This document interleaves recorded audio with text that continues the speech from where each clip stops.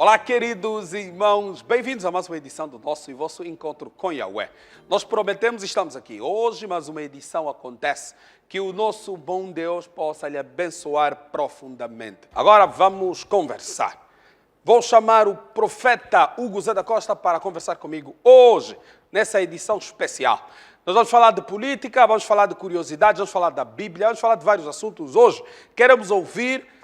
Na edição passada, nós prometemos que ele teria estado aqui e hoje, de forma especial, então nós o chamamos e vamos conversar, vamos trocar uma ideia, vamos falar de vários assuntos. Queremos ouvir, então, algumas opiniões. Bem-vindo, profeta Hugo Zé da Costa.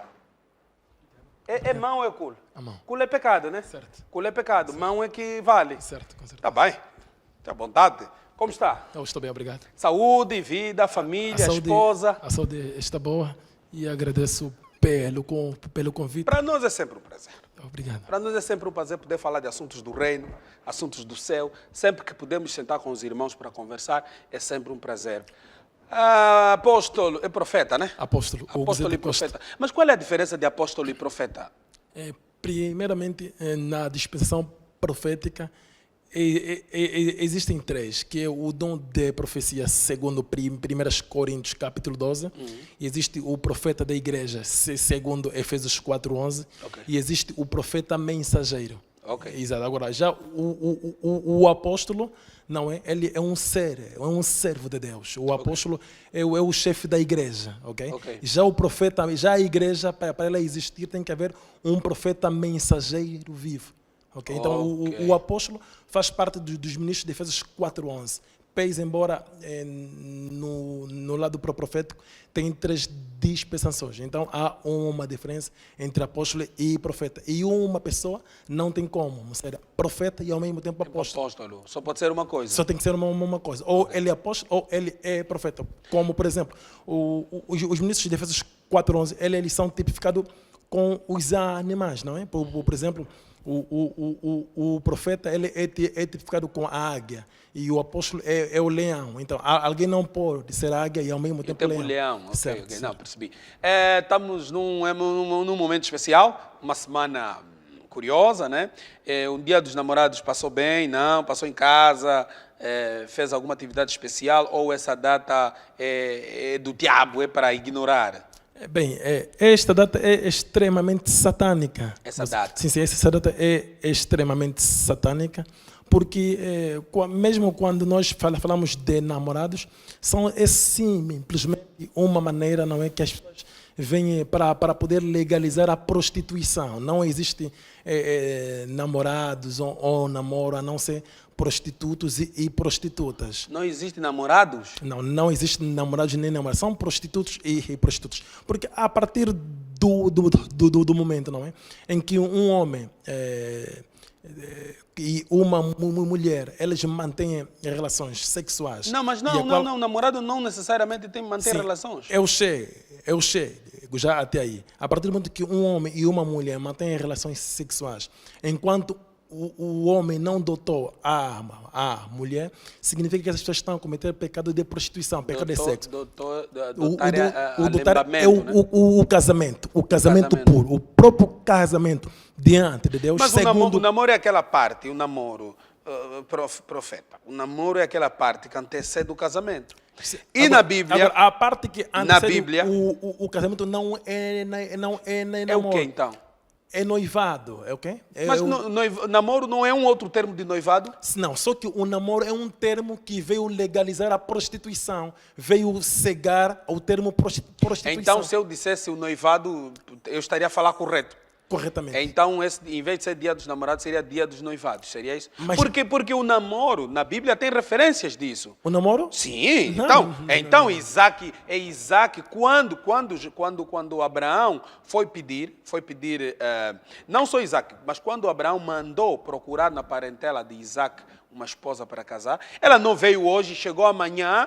A partir do momento em que você demonstra interesse por ela, portanto, aí há uma relação. Não, Neste momento há. Já aquele momento Desculpa-me, isto está em Gênesis capítulo 24, Sim. quando Abraão pediu ao seu servo para poder ir ver uma serva para o seu filho. Aquilo era o casamento, que é o noivado. Quer dizer, o servo foi lá com as coisas, ok? Para poder dar à família da Raquel, que nós hoje chamamos dote ou alambamento, e que em Moçambique chamam lobolo. Mas o namoro, mas o noivado aqui, na nossa cultura, o noivado é o momento em que você oficializa a relação. Só que ninguém tem como ter uma relação com alguém se essa relação não for oficial. Por isso que uma relação que não é oficial é namoro e é prostituição.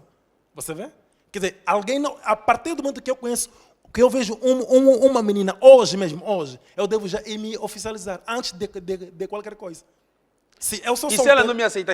Quer dizer, se ela não me aceita, porque eu tenho que falar com ela. Eu tenho que lhe dizer, olha, eu tenho sentimentos, gostei de ti, e eu quero ter uma coisa séria. E assim, naquele momento aí já tem com os pais. Tem que ter com os pais naquele momento. Caso não for, é prostituição.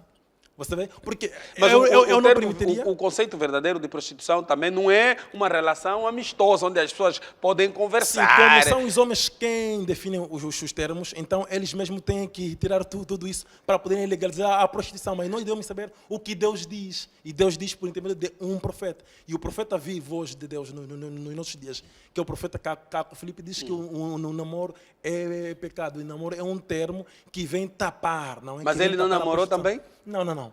Não namorou, ele só noivou. Só noivou e casou. Assim também como eu sou noivo e casei. Não tiveste chance de um tempo para se conhecerem? Não, isto não é necessário. Você vê mesmo daqui, por exemplo, a partir do momento que o homem quer uma mulher, não é? Este homem vai poder aproximar. Abordar ela, né? Sim, vai poder abordar e por sua vez vão criar todos os procedimentos, que é primeiramente ir à casa dos seus pais. Após esta fase, estas pessoas só têm 7 meses para casar. Mas isso está escrito aonde? É a revelação de Deus. Depois desses 7 meses, se o casamento não tiver lugar, estas pessoas terão mais somente 7 meses. Após esses outros 7 meses, se o casamento não tiver lugar, estas pessoas nunca podem casar em toda a sua vida. Se casarem, estarão sob a maldição de Deus. Alguém que casa no 15º mês para cima está sob a maldição de Deus. Estão a criar fracasso do seu casamento. Isso segundo a vontade perfeita de Deus para os nossos dias. Mas revelado no profeta, no profeta, é profeta, né? Sim, no profeta que Deus enviou para os nossos dias. Porque a Bíblia diz, por exemplo, em Hebreus capítulo 12, se me permite... Claro. Aqui em Hebreus capítulo 12... No versículo, Hebreus capítulo 7, versículo de número 12 ao versículo 13, diz que, pois mudando-se o sacerdócio, necessariamente há também mudança da lei. Porque aquele de quem estas coisas se dizem, pertencem a outra tribo, da qual ninguém está ligado ao altar. Quer dizer, quando muda-se o sacerdócio, também muda-se a lei. Mesmo no carnal, quando muda-se de presidente, o presidente que estará a exercer as suas funções, normalmente certas leis estarão a vigorar e certas leis ele vai poder estabelecer de acordo com o seu mandado e de acordo com a sua maneira de governar. Assim é para com a palavra de Deus, porque na palavra de Deus, o legislador da palavra de Deus são os profetas mensageiros vivos. Cada profeta... O legislador não é mesmo o próprio Deus. Não é Deus que escreveu com seu próprio dedo a lei. E Deus não se contradiz. Deus não pode dizer uma coisa hoje e amanhã outra. E Jesus Cristo, quando passou aqui na terra, ele disse que eu não vim tirar, eu vim cumprir a lei. Eu não vim tirar nem o til, nem o jota. Eu vim cumprir a lei. Eu vim aqui para cumprir. Eu não vim abrogar. Então, quer dizer...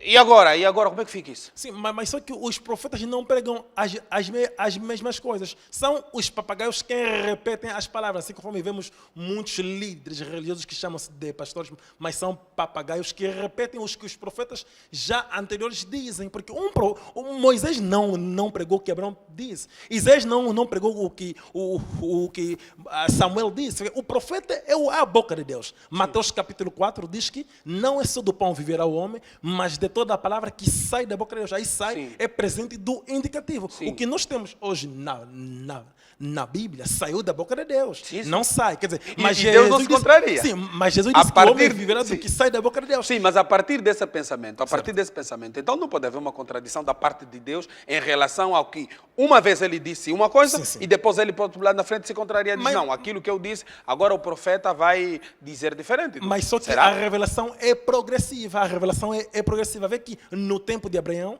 nós poderíamos casar com a nossa irmã, porque Abraão casou com a sua prima, a Sara. Você vê? Mas no tempo de um outro profeta já não era possível isso. Então, podemos compreender que a revelação é progressiva. Não quer dizer que é contrário a dizer. Mas a revelação é progressiva e tudo progride. E Deus vai agindo de acordo com os tempos atuais. Nós temos assistido na sociedade, na nossa sociedade angolana, mas não só aqui. Isso é uma febre generalizada. Surgimento de vários profetas. Volta e meia, se nós ligamos a rádio, se nós entramos nas televisões, tem vários profetas. Uns fazem milagres, outros apelam, trazem mensagens. E muitos desses, as esquadras de polícia, os tribunais de polícia, estão cheios de gente que em algum momento disse que eu tenho revelação e, no entanto, aproveitou essa dita suposta revelação para abusar, para roubar, para se prostituir. Então, como me explica isso? Se também são profetas.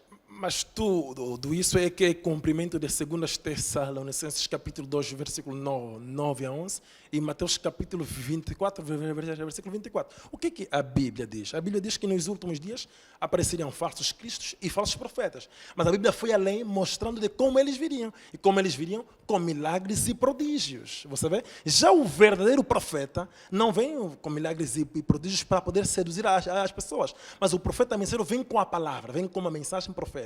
Agora, o que nós vemos hoje sobre toda a face da terra, através das religiões, é simplesmente o cumprimento das profecias. Por isso que em Mateus capítulo 7, versículo 21 a 22, a palavra nos diz que no último dia muitos dirão: Senhor, foi em seu nome que nós fizemos isso. Senhor, foi em seu nome que nós fizemos acolá. Porque hoje todas as denominações religiosas, apesar de terem doutrinas diferentes e princípios diferentes, fazem tudo em nome de Jesus. E dizem que é Jesus, mas não é Jesus. Porque ninguém tem como estar na vontade de Deus se ele não foi estabelecido como Arão, assim conforme disse o apóstolo Paulo em Hebreus capítulo 5, versículo 4, que ninguém se arroga esta honra se ele não foi estabelecido como Arão. Quer dizer, ninguém pode vir dizer-se que ele é pastor, ou é apóstolo, ou é profeta da igreja, ou doutor, ou evangelista, se ele não foi estabelecido como Arão. Como Arão foi estabelecido? Segundo Levíticos capítulo 8 e Levíticos capítulo 9, foi Moisés, o profeta mensageiro vivo, quem estabeleceu o sacerdócio na sua geração.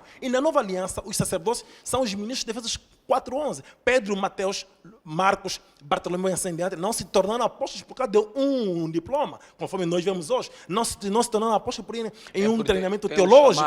Mas é Jesus de Nazaré, o profeta mensageiro daquela geração, segundo Deuteronômio 18, quem eles estabeleceu, quem eles consagrou. Mas agora, hoje, qualquer um tendo um fracasso, tendo um dom de cura por intermédio de Satanás e sabendo ler lá um pouco, pega a Bíblia com aquele seu dom de cura que ele tem, abre uma igreja e chama-se abusivamente de profeta, chama-se abusivamente de apóstolo. E as pessoas também, como estão a padecer, em vez de estudar, em vez de batalhar, em vez de investir, em vez de se sacrificarem para poderem comer do seu suor, querem coisa rápida, está a ouvir que ali aquele pastor está a dar uma água ungida, ou um azeite ungido, estão lá todos a correr. E ele vem por sua vez dizendo que se você comprar um bidão deste que ele comprou muitas vezes a 100 kwanza ou a 150, pode vender a 20 mil, a 30 mil, que vais conseguir emprego, que vais ficar rico. E as pessoas estão cegamente, pegam mesmo nesses 30 mil, compram uma água dita que veio de Israel enquanto ele tirou da torneira, porque espera ser abençoado. Você vê? Então, também, o que propaga, ou a continuidade desses falsos profetas, é a própria humanidade, a própria geração em si. As pessoas leem a Bíblia, eles veem Isaías, Jeremias, Abacuque, não, Malaquias, conseguem compreender que é nomes de profetas. Mas agora, estão aí numa igreja tal, para poder adorar a Deus. Quem na Bíblia foi numa igreja tal, para poder adorar a Deus? Então, enquanto a humanidade não se revela, enquanto a humanidade não procurar saber como Deus sempre conduziu o seu povo, todos esses falsos profetas continuaram a se levantar. Jesus Cristo ia no templo, como de costume. Ele ia Está lá, em Lucas e está sim. escrito. E me pareceu que vocês não têm templo e, portanto, no vosso entendimento, eu faço essa afirmação é resultado da pergunta que lhe fiz na última vez que esteve aqui. Portanto, se vocês tinham templo, se onde estavam. Dá a impressão que vocês não têm templo e, portanto, fazem adorações em qualquer lugar. Vocês são, portanto, cristãos andantes, né? que estão do lado um outro. E agora, ao falar que na Bíblia não tem igreja, não. Os profetas se reuniam e igreja é um conjunto de pessoas que estão a falar da palavra de Deus, se juntam. A partir desse pressuposto, e a Bíblia fala de igreja, fala de templo. Portanto, Jesus Cristo ia ao templo, como de costume. Mas os discípulos, e isso está no livro de Apocalipse, no livro dos apóstolos, portanto, eles se encontravam várias vezes para adorar, em casas, muitos por causa da perseguição também. Mas vocês não veem com bons olhos essa questão das igrejas, não? Bem, o Jesus ia ao templo, não ia lá adorar com eles. Ele ia lhes pregar. Eu vou em certas igrejas pentecostais que convidam-me para ir lá pregar. Vou em certas igrejas evangélicas que eu vou lá para poder pregar. Já batizei até, inclusive, 3 igrejas adventistas do 7º dia que abandonaram todas as suas falsas doutrinas para poderem crer no profeta com Filipe. Todas as 3 igrejas? 3 igrejas adventistas do 7º dia. Com quantas pessoas lá dentro? Eu batizei na altura mais de 60 pessoas que estavam prontas para poderem ser batizadas na altura. Na hora? Sim. Mais de 60 pessoas que eu pude batizar. Isso foi onde? Aqui em Luanda? Não, no Finlândia. Foi no Ambo. No Ambo? Certo. Okay. Então, mas não significa que por eu ir numa igreja adventista, ir lá para pregar, ou numa igreja evangélica ir lá pregar, que significa que necessariamente eu sou daquela igreja. É o mesmo que Jesus. Jesus não era fariseu, porque foram eles mesmos que crucificaram Jesus. Então, Jesus não era seus irmãos em Deus. Okay? Não era irmão deles em Deus? Não era irmão deles em Deus. Porque eles... mas Jesus dizia, vocês são meus irmãos? Não, Jesus disse que vocês têm como pai o diabo, vocês servem ao diabo. Em João capítulo 8, versículo 44, Jesus diz ainda que vocês querem satisfazer a vontade do vosso pai o diabo, que foi homicida desde o princípio, que é o pai da mentira. Está quente. Vamos ao intervalo? Voltamos já.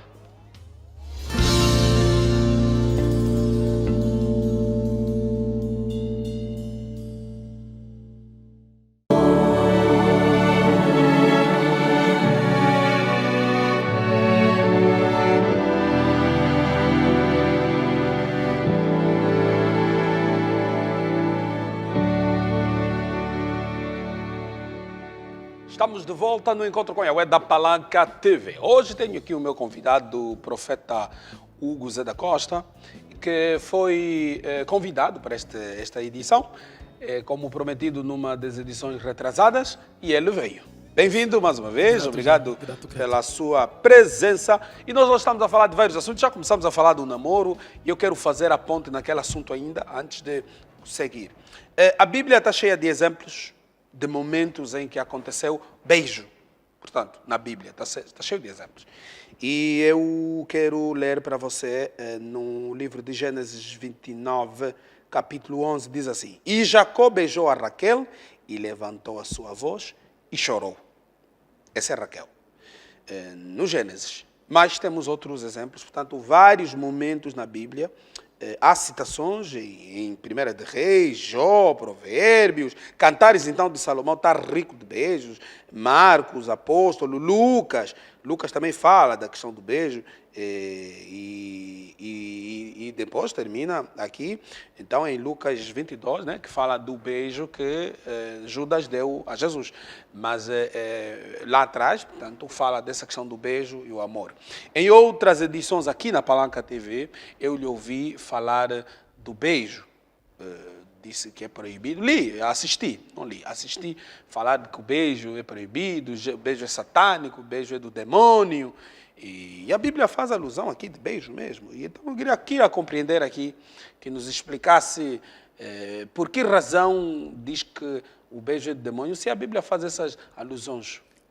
Primeiramente, as pessoas não devem pensar que quando que você pudesse ler, que a pessoa, por sua vez, colocou a sua boca na boca da sua parceira, ou colocou a sua língua na língua da sua parceira, ou então porque Judas beijou Não, Judas na não, boca mas Jacó. Jesus. Sim, é isso aqui que eu estou a realçar. Por exemplo, nós vemos, por exemplo, os argentinos, as suas saudações é por beijo, mas não é beijo da boca. Eles dão-se beijo da bochecha. E é muito normal, mesmo pessoas que nunca mais se viram, poderem se abraçar ou darem-se beijo da bochecha. Isso não tem nenhum problema. Mas quando o profeta Caco Filipe diz que um filho de Deus que coloca a sua língua na boca de uma mulher é um demônio ou um pecado e deve confessar-se publicamente para receber o perdão de Deus, isso trata-se do beijo a qual as pessoas colocam a sua língua na boca da sua mulher, até a qual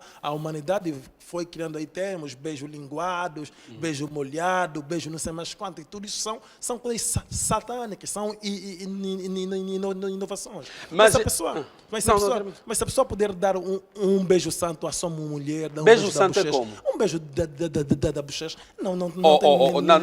então espera. Então eu preciso entender bem isso aqui. Certo, Calma aí. O beijo dos casados, aquele beijo do casamento, Aquilo é- o beijo da língua, este beijo, segundo o Caco Filipe, É um beijo satânico. esse é satânico. Sim. O beijo abençoado é da bochecha. Sim, da bochecha. E até aqueles beijos que vocês chamam papai e mamãe. Não. Sim, eu quero chegar até ali, tá vendo? Não. Sim, eu quero ainda entender. Então, esse beijo da bochecha é um beijo sim, santo. Sim, é o beijo santo. A sugestão do profeta Caco Filipe é que esse beijo... Não é sugestão dele. Deus, para os nossos dias, através dele. Porque Caco Filipe não fala nada que vem dele. Ele exprime os pensamentos de Deus para os nossos dias. Como é que eu vou ter certeza? Como é que eu posso ter certeza que, de fato, é Deus que falou com ele? Sim, através do seu fruto. É necessário ler a sua Através do mensagem. fruto. Sim, que é a sua mensagem. Isso está onde? A sua mensagem está disponível na Play Store ou na App Store. Os seus livros são gratuitos. Nós entregamos gratuitamente ao domicílio, em toda a parte de Angola.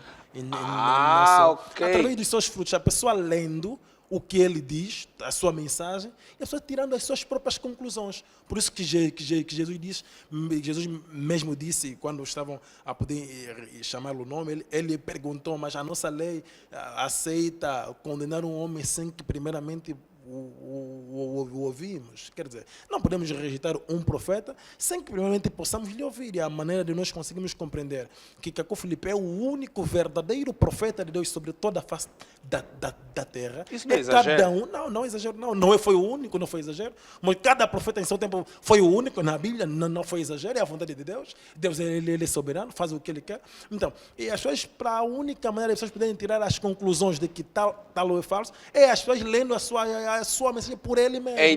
Então podemos dizer que Caco Filipe é o caminho. Quer dizer, quem quiser ir a Deus tem que passar pelo Caco Filipe. Sim, hoje, sobre toda a face da terra, Noé foi o caminho em seu tempo, Isaías foi o caminho em seu tempo. Hoje, Caco Filipe é o caminho que nos leva até Deus. Então, e Jesus, que disse que eu sou o Jesus caminho, a é o verdade nosso e a vida. Deus. Ninguém vai ao Pai sem passar por mim. Sim. Então, o que é isso? Caco Filipe substitui Jesus, pronto. Ok, eu vou explicar. Vejamos de que quando Jesus disse isso, ele estava na terra como homem. Jesus teve duas missões. A primeira missão de Jesus foi o sacrifício como Cordeiro de Deus para morrer para você e mim e todos quantos nos acompanham. Essa era a sua primeira missão. Sim. A sua segunda missão era como profeta, segundo Deuteronômio 18 e 18. E ele, como profeta, o seu ministério profético foi somente para os seus irmãos. Ele teve apóstolos judeus. Jesus não teve nenhum apóstolo angolano, americano ou qual, nem discípulo americano. Qualquer um que diz até que é discípulo de Jesus é um demônio. No tempo de Jesus,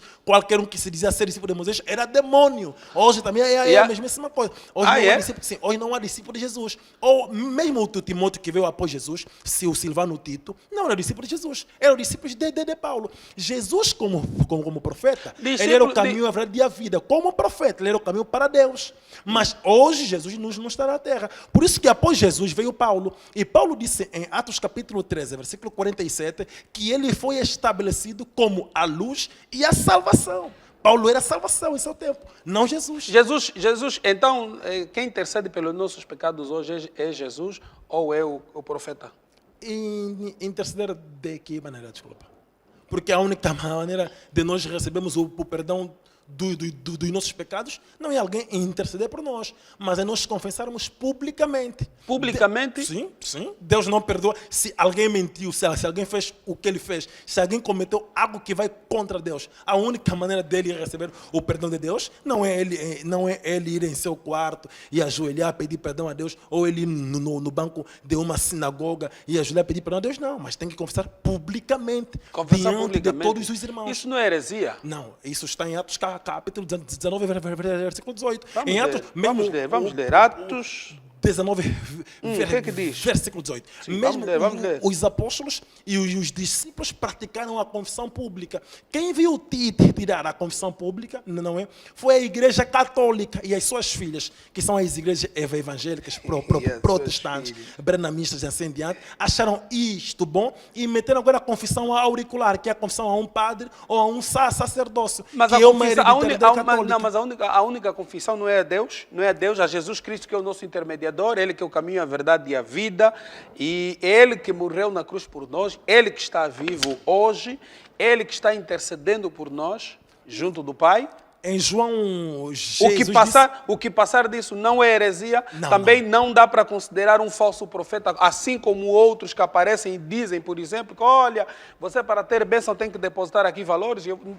Também não há esse problema. Não há o porquê. Porque os apóstolos praticaram a confissão pública. Mesmo em João, Confissão Jesus pública. disse, sim, mesmo em João, Jesus disse, todos aqueles que vocês perdoarem, eles serão pecados. E todos aqueles que vocês reterem, eles serão retidos. Significa que a confissão é pública. Quando Jesus dizia isso, era em relação à confissão pública. Mas Jesus deu exemplos na Bíblia, tem alguns exemplos sobre essa questão da confissão pública. Chegou-lhe, lhe trouxeram uma prostituta e lhe disseram, Senhor Jesus, de acordo à lei de Moisés, essa aqui precisa ser apedrejada. E Jesus Cristo, portanto, a partir do seu raciocínio, poderia ter lhe pedido, olha, podes confessar, diga aqui o que é que você fez. Talvez Jesus Cristo devia lhe julgar em público, mas não fez isso. Jesus Cristo teve um ato que é um ato de louvar. Jesus Cristo falou primeiro perguntou, disse assim, quem de vocês nunca pecou, atire a primeira pedra. Depois de as pessoas perceberem o que Jesus queria dizer, essas pessoas desapareceram. Portanto, ficou a prostituta. Jesus olhou para ele e disse, vá e não peque mais. Esse foi o primeiro ato. Estevão, e Jesus voltou a fazer isso. Mas Estevão, quando estava a ser apedrejado, ele orou para o Pai, a dizer, Pai, eles não sabem o que fazem. Jesus Cristo também na cruz orou a pedir perdão por aqueles que estavam ali o crucificar, porque não sabiam o que faziam. Então, a partir desse raciocínio, não vejo na Bíblia a razão, se Jesus Cristo, que é o exemplo, nos ensinou a tratar as coisas dessa forma, por que razão tínhamos que aparecer em público, sei lá, usar a televisão para pedir perdão por eu ter cometido um pecado? Por que razão? Ok. Primeiramente, o exemplo que pudeste citar em relação àquela própria prostituta, compreenda que Jesus tinha o dom de discernir os pensamentos dos homens. E se nós lermos mais atrás, vamos ver que foi um esquema que estavam a fazer para poderem condenar Jesus. Disseram, vamos levar essa prostituta para ele julgar. Se ele disser que ela deve ser apedrejada, vai ser condenada segundo a lei dos romanos. Se ele disser isto, vai ser condenado segundo a lei de Moisés. E eles foram lá como uma armadilha para Jesus. Por isso que Jesus respondeu-lhes sabiamente daquela maneira. Mas isso não quer dizer de que eles não praticavam a confissão pública. Por isso que eu havia realçado, por isso que eu havia mesmo realçado de que Jesus, quando disse que todos aqueles que vocês puderem perdoar os vossos pecados, lhes serão perdoados. E todos aqueles que vocês puderem reter, lhes serão retidos. Jesus falava a respeito da confissão pública. Por exemplo, em Mateus capítulo 18 e João capítulo 20 a 22, foi mesmo sob a lei, né, que Jesus deu todas as instruções que ele havia dado. Por isso que ele disse aos seus apóstolos, aqueles que vocês perdoarem os vossos pecados, lhes serão perdoados. E aqueles que vocês reterem, lhes serão retidos. Está se referindo o quê? A confissão pública. Porque os apóstolos praticaram a confissão pública. Mesmo em Atos capítulo 19, no versículo que eu a qual citei, diz que todos aqueles que vieram e confessaram publicamente os seus pecados. Então vocês não acreditam em Jesus Cristo? É o que nós adoramos, é o nosso Deus. Jesus Cristo é o Deus Todo-Poderoso. Ok. Jesus Cristo é o Filho, é o Pai, é o Espírito Santo. Ele é Deus. Ele é o Deus Todo-Poderoso, o Deus Supremo. Você vê? E ele, mas ele diz que eu sou o caminho, a verdade e a vida. Ninguém vai ao Pai sem passar por mim. E Sim, depois conforme eu realcei. afirmaste lá atrás que para ir a Deus tinha que passar no campo. É conforme eu realcei. Ficou essa dúvida. Sim, ele disse isso como um homem na terra. Não disse isso como Deus nos céus. Por isso que Apocalipse capítulo 22, versículo 6, a Bíblia nos diz que o Senhor Jesus Cristo é Deus dos espíritos dos profetas. E em Mateus capítulo 23, versículo 34 a 35, ele prometeu enviar verdadeiros profetas. Veja lá em Mateus capítulo 23, versículo 30 a 33, o que ele disse aos fariseus. Os fariseus diziam que se nós estivéssemos nos dias dos nossos pais, não poderíamos derramar o sangue dos profetas, não podemos fazer aquilo. Mas ele disse, hipócritas, porque vocês provais que sois filhos daqueles que matam os profetas. Por quê? Porque eles diziam isto enquanto rejeitavam Jesus, o profeta do seu tempo. O que é que vocês acham dos pastores participarem? Não é só pastores, atenção, profetas também, participarem em atividades políticas. Qual é a vossa visão sobre essa questão da política? Até porque estamos num ano especial, estamos num ano curioso, né? Estamos num ano de eleições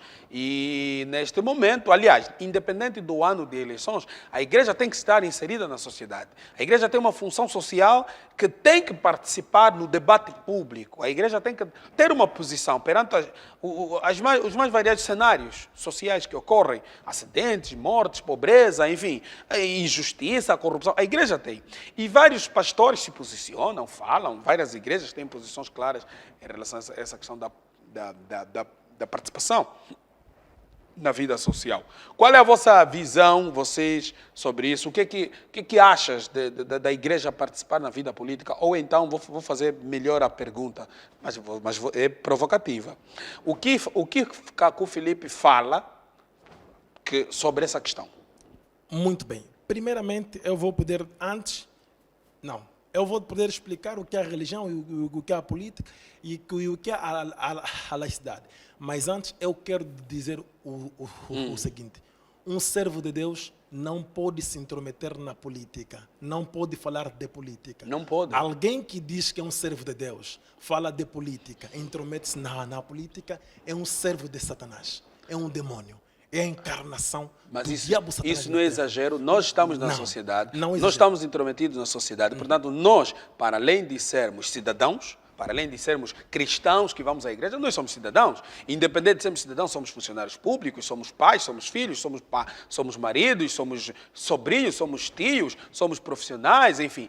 A partir desse raciocínio, e em Romanos está lá que nós temos que obedecer às autoridades. Portanto, se não fosse um político influente do tempo de Jesus, naquele dia Jesus teria passado a noite na cruz. Portanto, apareceu um político que interviu junto de Pilatos, foi pedir a Pilatos para que pudesse lhe ceder o corpo e pudesse passar a noite na sua tumba. Não é exagero isso que estás a falar? Ok, para poder me compreender, eu vou poder definir a qual eu disse que eu vou poder definir.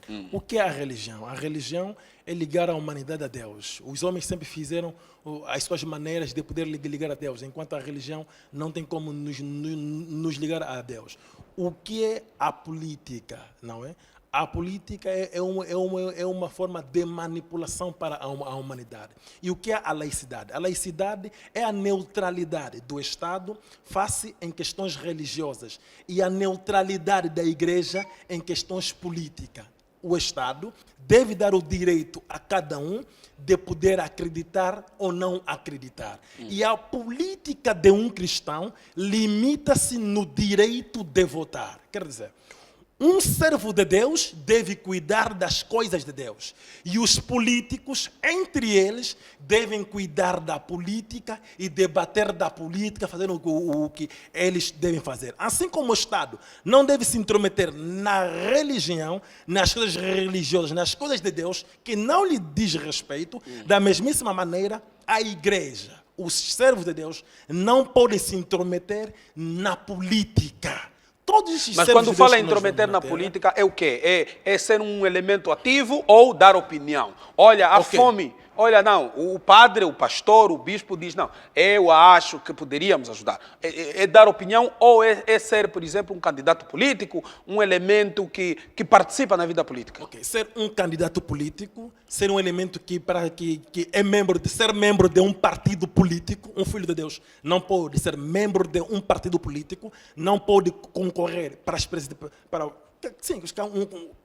para as presidências ou algo assim do gênero. Um servo de Deus não pode ficar ali a falar que o governo fez, porque isso não é o direito de um servo de Deus. Mas e o que é que ele tem que fazer perante É essa por isso questão? que existem oposições. Ele deve cuidar do que ele deve cuidar. Mas como é possível? Mas como vai cuidar se Mas se é as possível que decisões um políticas afetam diretamente ao exercício meu de cristão? Por exemplo, Ok. é o governo, é o Estado. É pena que vocês não tenham igreja, mas se tivessem igreja, se tivessem templos para adoração, ias perceber que vocês teriam que usar influência, teriam que usar advocacia junto do Estado para vos darem É espaço. por esta razão que os líderes religiosos intrometem-se na política. Por que eles se intrometem na política? Para poderem receber o favor ao Estado. E em troca, as religiões dão os seus fiéis em voto aos partidos políticos. Mas nem todas Isso é fazem isso. Nem todas fazem isso. Mas nem todas, quando dizem nem todas, com quem? Todas fazem isso. Não, nem todas. Mas Não pode generalizar. Mas é verdade, Porque é as igrejas verdade. vão ligar para nós a dizer que eles não fazem. Eles fazem isso. Eu sei de igrejas que não fazem, Ok, que os líderes, pronto, emitem opiniões públicas, falam sobre Então, as questões, se mas eles não eles fazem, se eles não fazem, são elementos não se negativos. intrometem na política. Não se intrometem na política. Mas é a política que garante que o pão lhe chegue à mesa, é a partir da política que, por exemplo, na sua casa tu podes fazer negócio, a política por si só não é má. E pense comigo, o mundo não seria um lugar melhor se tivéssemos políticos honestos, políticos que professam fé, políticos que nos dias de culto estão a ir na igreja, políticos que praticam a fé, e isso iria fazer com que eles trouxessem a crença deles junto do exercício da atividade? Ok. Não há essa vantagem? Não há nenhuma vantagem disso. De preferência, nós temos políticos que não vão em nenhuma igreja do que políticos que vão à igreja. Porque quando nós temos políticos que vão nas igrejas, vão poder misturar a sua fé com os seus trabalhos. Você vê? E que não dá certo. Por isso que eu expliquei que a laicidade é o direito do Estado, não é? Em não se intrometer em questões Vocês não irão votar. Os membros todos, assim não irás votar. É o que eu expliquei. A política de um cristão limita-se no direito de Do votar. voto. Mas como é que eu vou votar se eu não participo, se eu não ouço, se eu não acompanho, se eu não vejo, se eu não estou lá para... Porque o voto é sagrado. E mais. Jesus Cristo, José, a título de exemplo, foi recensear o filho. Se José pensasse... Se José, naquela altura, tivesse o entendimento de que não podia participar, Jesus talvez não teria bilhete ou cédula naquela, porque Jesus foi registrado no cartório da época, não é? Então, quer dizer, o cidadão, o cristão, ele é convidado a participar dentro das atividades da sociedade para ser exemplo, não para ser igual, mas para fazer a diferença nas empresas, nas escolas. Essa nossa contribuição que nós os cristãos somos chamados a dar é para ser a diferença. Mas estás a dizer que não faz diferença, quer dizer, estando lá cristão ou não, seria indiferente. Mas acredito que o mundo seria um lugar melhor se tivéssemos pastores em posições de chaves, se tivéssemos profetas em posições estratégicas para melhorar um pouco esse mundo. Esses deveriam criar muitos problemas, porque eles deveriam misturar a sua fé com o seu trabalho. E quando eles estariam a me ouvir, iriam me pedir para me ser perseguido. Porque para ele, todos deviam pensar conforme ele é, conforme ele pensa. Se ele é pentecostal ou é evangélico, toda Angola deveria ser evangélica. Porque a partir do momento que alguém poderia pensar diferente dele... Mas nós temos... Mas isso não é verdade. É verdade. Não, isso não é verdade. Nós temos irmãos que são funcionários públicos, como pastores em departamentos públicos, temos pastores em lugares estratégicos que eles não usam e não abusam da sua influência naquela posição para converter todo o departamento, por amor de Deus. Sim. Estamos a ser ambíguos. Não, estamos a ser ambíguos. Veja, Temos exemplos, sim, atenção.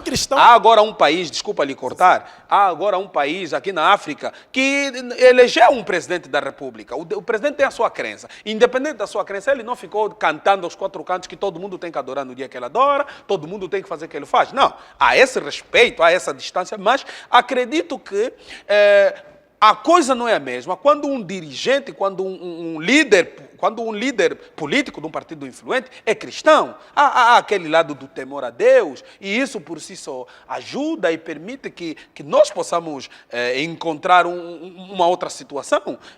Não nenhum lado do temor. Zaqueu com os seus recursos, Zaqueu era político, portanto participava na vida política da sua época, com os seus recursos, naquele dia deu festa, alimentou Jesus. É assim, compreenda de que, no caso, por exemplo, de José, um cristão pode exercer um cargo no governo, mas não pode fazer parte de um partido político, assim mas como isso José. assim se contradizer. Você não pode fazer parte da política sem ser de um partido. Você tem que ter uma posição. Mas isso é possível. É possível. Só onde não há democracia, em que a pessoa, para poder exercer um cargo, tem que fazer parte de um partido político. Mas na regra não é assim. Você vê? Na regra não é assim. Mas aonde? Essa regra é onde? Não é nenhum sítio que se você não exerce atividade política, vão te tirar da tua casa para vir ser governador de algum sítio. Não existe? Isso existe aonde? Em vários lugares. Aonde? Não, dá um exemplo. De um sítio que a pessoa sai de casa diretamente para vir dirigir Não é sair de casa. Não é sair de casa. Através da sua boa conduta. É sair de casa. Ele não pertence a nenhum partido. Vejamos algo. Temos pessoas Quem? que Um exemplo. através... Sim, um momento só. Sim, nós já estamos a ficar sem tempo. O meu realizador já me disse que, olha, não temos mais tempo. Através da sua boa conduta, através do seu bom empenho, em que ele teve no país tal, colocaram-lhe para poder exercer um cargo político. Mas não existe isso. Está onde? Quem? Existe sim. Então me cita um nome. Epa. A título de exemplo, uma pessoa que não faz parte da política, não é ativista político, não é membro de nenhum partido, não tem nenhuma filosofia que crê e sai lá da casa dele e vem, e porque é ministro do sítio X, nós não temos estas pessoas. Não é nós. Porque no mundo todo há. Cita ainda dois. Se não há, é porque as pessoas não seguem o caminho de Deus. Porque se seguissem o caminho de Deus, mesmo se pudessem lhe estabelecer como ministro, ele negaria em fazer parte de um partido político. Olha. Não, termina de falar. Eu estou fazendo um sinal aqui porque eu estou concordando. Bom, concordar não, estou a te ouvir com atenção. Se ele fosse um verdadeiro cristão, ou um verdadeiro servo de Deus, lhe estabelecendo como governador ou ministro, ele negaria em fazer parte de um partido político. E iria preferir deixar de ser ministro do que ser ministro e, ao mesmo tempo, ser membro de um partido político. Porque alguém pode servir o seu país sem ser membro de um partido político. Mas não há um grande risco de nós distorcermos a cabeça das pessoas com grandes filosofias que não têm base na Bíblia, estão apenas sendo interpretadas por uma pessoa que diz, e isso cria aqui um grande problema. Não há esse risco? Não há nenhum risco, porque, de princípio, o profeta é a boca de Deus, é o legislador da palavra. Ele vem e diz que um cristão não pode ser membro de um partido político, um cristão não pode se intrometer em debates políticos, um cristão não pode falar de política. E a política de um cristão limita-se no direito de votar. O cristão tem o direito de votar, é o voto, e não fala a ninguém a quem ele deve votar. Cada um tem livre, o voto é segredo, e cada um vai votar de acordo com o que ele pensa, de acordo com o que ele acha. Com certeza os nossos telespectadores deste programa vão exigir que a gente volte a falar desse tema, e eles não vão me deixar ficar sozinho aqui contigo. Eu dessa vez convidei-o mesmo para trocarmos essa ideia, falarmos mais à vontade, grato. Mas pode ter certeza que eles vão ligar aqui à televisão para voltarmos a falar, já que estamos um ano especial. Muito obrigado. Nós não temos mais tempo, lamento. A única coisa que não para é o tempo. Gostaríamos de estar aqui mais tempo e falar, mas com certeza está localizado, nós vamos poder ligar.